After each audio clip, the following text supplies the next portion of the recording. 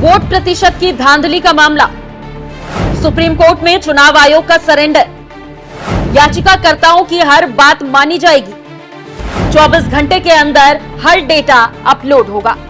नमस्कार, news express देख रहे हैं आप, आपके साथ मैं हूं खुशबू राय। आपको याद होगा और पता होगा कि महाराष्ट्र और हरियाणा को लेकर विशेषज्ञ और सर्वे एजेंसियां कह रही थी कि बीजेपी की सरकार नहीं बनेगी, लेकिन सरकार बन गई। फिर विपक्ष और सिविल सोसाइटी ने हंगामा किया और कोर्ट का सहारा लिया, लेकिन दाल में कुछ काला है। इसका सबूत उस समय लगा जब एक याचिकाकर्ता की अपील पर हरियाणा पंजाब हाई कोर्ट ने चुनाव आयोग को आदेश दिया कि पोलिंग बूथ की सारी जानकारी दी जाए। फिर क्या था, मोदी शाह के पसीने छूटने लगे और रातों रात चुनाव आयोग का नियम ही बदल दिया गया ताकि भेद न खुल जाए। फिर शुरू हुआ चुनाव आयोग और सरकार का विरोध। इसको लेकर लोकसभा के बजट सत्र के पहले सेशन में राहुल गांधी ने फर्जी वोट प्रतिशत का मुद्दा उठाया और तर्क दिया कि कैसे चुनाव आयोग फर्जी वोट प्रतिशत को बढ़ा रहा है।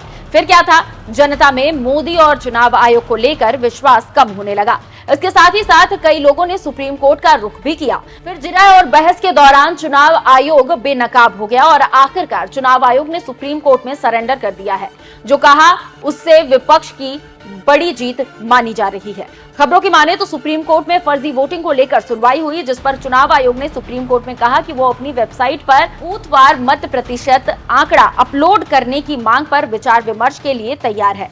न्यायालय ने याचिकाकर्ताओं से 10 दिन में निर्वाचन आयोग के समक्ष प्रतिवेदन देने को कहा था। Chief justice Sanjeev Khanna, justice Sanjay Kumar और जस्टिस के.वी. विश्वनाथन की पीठ तृणमूल कांग्रेस सांसद महुआ मोइत्रा और 2019 में गैर सरकारी संगठन एसोसिएशन फॉर डेमोक्रेटिक रिफॉर्म्स द्वारा दायर 2 जनहित याचिकाओं पर सुनवाई कर ये बड़ी बात कही है और इसी को कहा जा रहा है कि ये बहुत बड़ी जीत है और मोदी सरकार की ये बहुत बड़ी हार है। जानकारों की माने तो सुप्रीम कोर्ट में विपक्ष और जनहित याचिकाओं की सुनवाई हुई और याचिकाकर्ताओं ने कहा कि निर्वाचन आयोग लोकसभा और विधानसभा चुनावों में मतदान खत्म होने के 48 घंटे के भीतर बूथवार मत प्रतिशत आंकड़ा दे दे। इसके साथ ही साथ आयोग अपनी वेबसाइट पर अपलोड करने का निर्देश देने का अनुरोध किया। फिर क्या था, चुनाव आयोग ने संजीव खन्ना की बेंच के सामने पेश वकील मनिंदर सिंह ने कहा कि मुख्य चुनाव आयुक्त ज्ञानेश कुमार याचिकाकर्ताओं से मिलकर उनकी शिकायत सुनना चाहते हैं और इस पर चर्चा करके खत्म करना चाहते हैं। नए मुख्य चुनाव आयुक्त से याचिकाकर्ता मिल सकते हैं और इस पर विचार किया जा सकता है। Chief justice of India Sanjeev Khanna से चुनाव आयोग के वकील ने कहा कि याचिकाकर्ता और सांसद आयोग के समक्ष अपना प्रतिवेदन दे सकते हैं और आयोग उनकी सुनवाई करेगा। इससे आप समझ सकते हैं कि कैसे चुनाव आयोग ने सुप्रीम कोर्ट के सामने सरेंडर किया है और इसका कारण क्या है। जानकार कह रहे हैं कि चुनाव आयोग अब बुरी तरह से फंस गया है और भेद खुलने के डर से विपक्ष की वो हर बात मान लिया है जिससे किरकिरी ना हो। सारी बात मान ली गई है। हम यहाँ पर राहुल गांधी का लोकसभा में वो भाषण सुनवाते हैं जिसमें राहुल गांधी ने चुनाव आयोग की धज्जियां उड़ा दी थी। आप इसे खुद सुनिए, उसके बाद अपनी राय हमें कमेंट कर जरूर बताइएगा। नमस्कार। To the notice of this house, some data, some information about the Maharashtra election. Very simple stuff. Speaker sir, between the Lok Sabha election, which the India Alliance won, and the Vidhan Sabha election, the voting population of Himachal Pradesh was added to the voting roll of Maharashtra. Meaning the entire population of Himachal Pradesh was added to the voter rolls of Maharashtra. Please understand what I am saying. In Lok Sabha, the difference between Lok Sabha and Vidhan Sabha was the population of Himachal. The entire population. What? Almost 70 lakh new voters suddenly arrived between Lok Sabha and Vidhan Sabha. Now, the most interesting part, and the Prime Minister is not looking at me.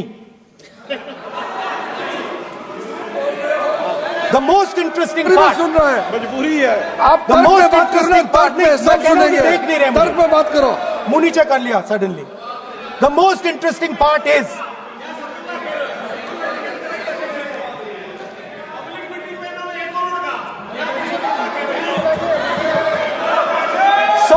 Sir, Maharashtra में more voters were added in 5 months in Maharashtra than were added in 5 years in Maharashtra.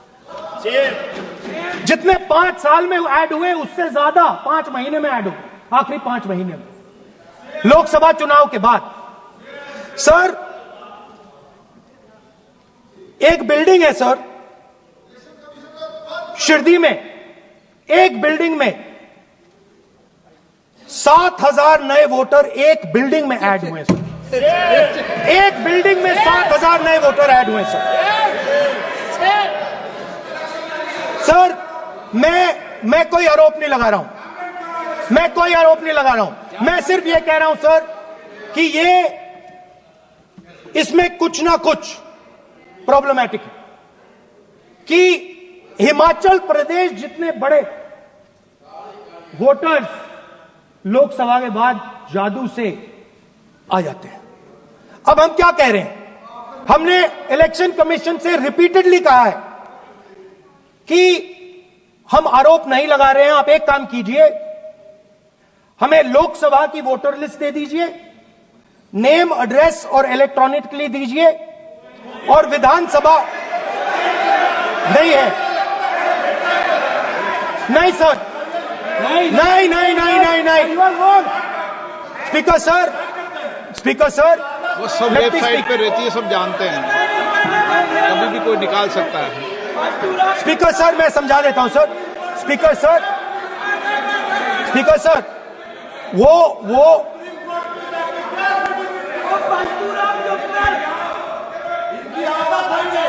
Speaker sir, we have asked, speaker sir,